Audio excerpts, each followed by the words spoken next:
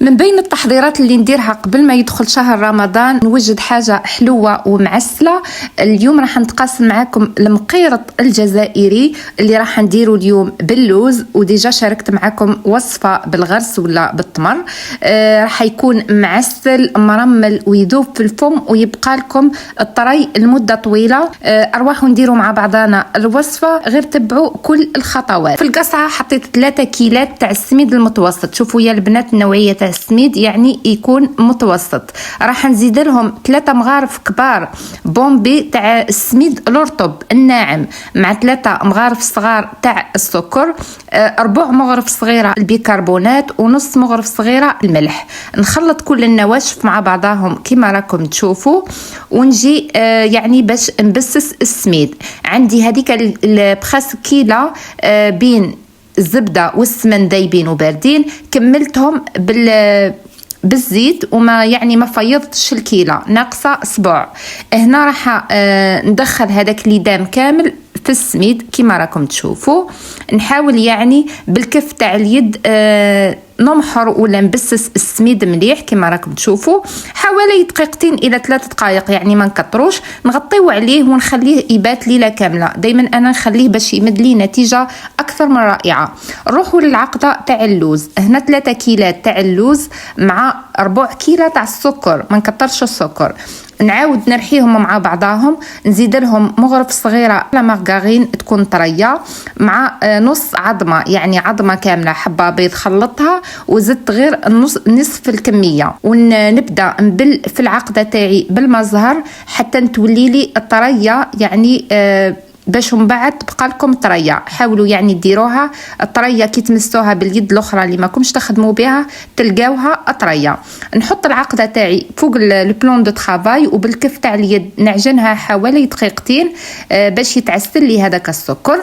نغطي لي بودان هذوما، يعني العقده درتها دي بودان وخليتها في الفريجيدير باتت تاني كيما السميد. لو لوندوما يعني اليوم وغدوه رجعت للسميد تاعي فتحته وجبت نص كيلة تاع الماء، زدت لها 3 مغارف تاع ماء الزهر، ونبدا نلم في العجينه تاع المقيرط، يعني غير بالاصابع. المقيرط ولا المقروط ما يتعجنش، غير نجمعوه غير بالاصابع تاع اليد كما راكم تشوفوا، ونطلعوا ونهبطوا العجينه للتحت حتى نتحصلوا على عجينه تكون طريه يعني متماسكه. وكي نديروا حربوش في القصعه تاعنا ما يتفتحش، يعني راح نبقى نلم في العجينه تاعي حتى تتلم لي كتله واحده كما راكم تشوفوا، وكل وحده والسميد تاعها. انا هنا على بالي بلي هذا السميد يشرب، يعني موالفه نخدم به. شوفوا كيفاش راح نبقى نزيد في الماء. وكما قلت لكم كيفاش تعرفوا بلي العجينه تاعكم يعني اخذت حقها من الماء، كي ديروا حربوش وديروه شغل راح تبداو تخدموا ما يتفتح لكمش، يعني هذاك الحربوش ما يتشققش، العجينه تكون ملساء. شوفوا هنا انا راح ندير حربوش. شوفوا هنا الحربوش تاعي ماهوش راح يتشقق، معناها العجينه تاعي راهي مليحه. انا واش راح ندير؟ راح نغطيها ونخليها حوالي 10 دقائق، يعني باش ومن بعد نرجع لها، وعلى بالي باللي راح نلقاه شرب هذاك الماء والمزهر كامل. شوفوا كيفاش يا البنات.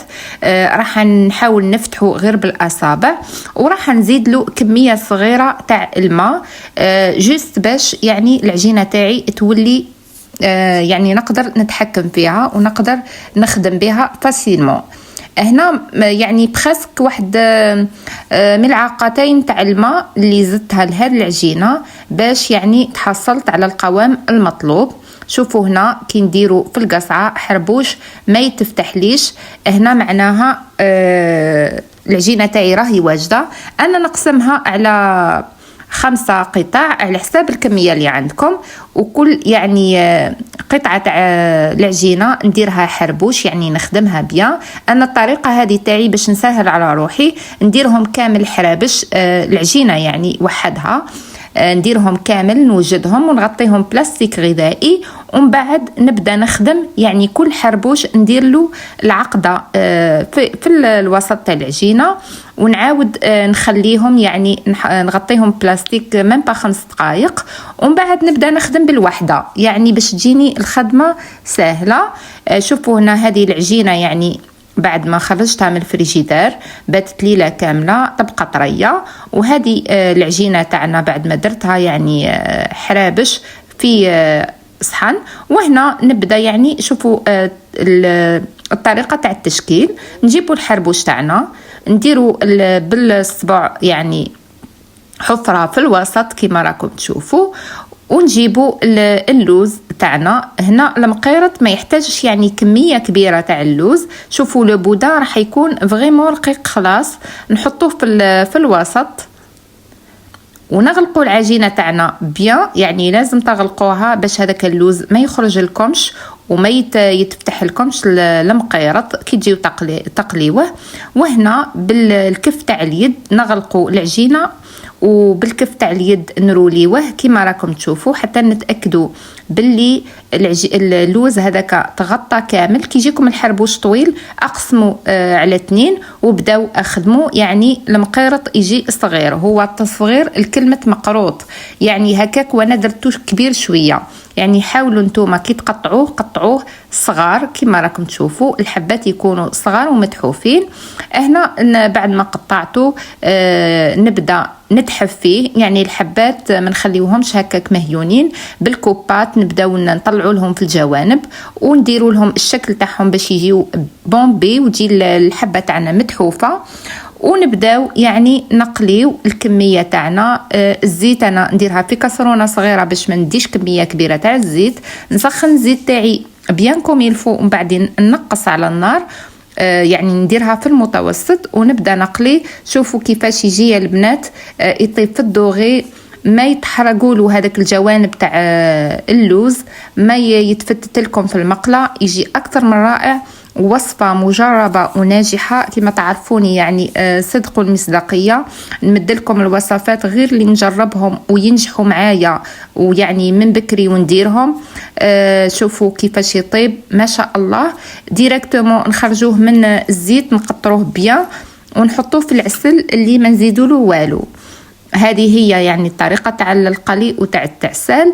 والمقيرط تاعنا راهو في صحن التقديم ما شاء الله جاء ولا أروع. ننصحكم تجربوا الوصفة، ديروا حفظ للفيديو، عاودوا انشروه مع أحبابكم وصحابكم. إن شاء الله شهر رمضان يدخل علينا بالصحة والهنا، ونتلاقاو في فيديوهات واحدة أخرى يعني تكون مفيدة لكم. نقول لكم نتلاقاو في ساعة الخير. سلام.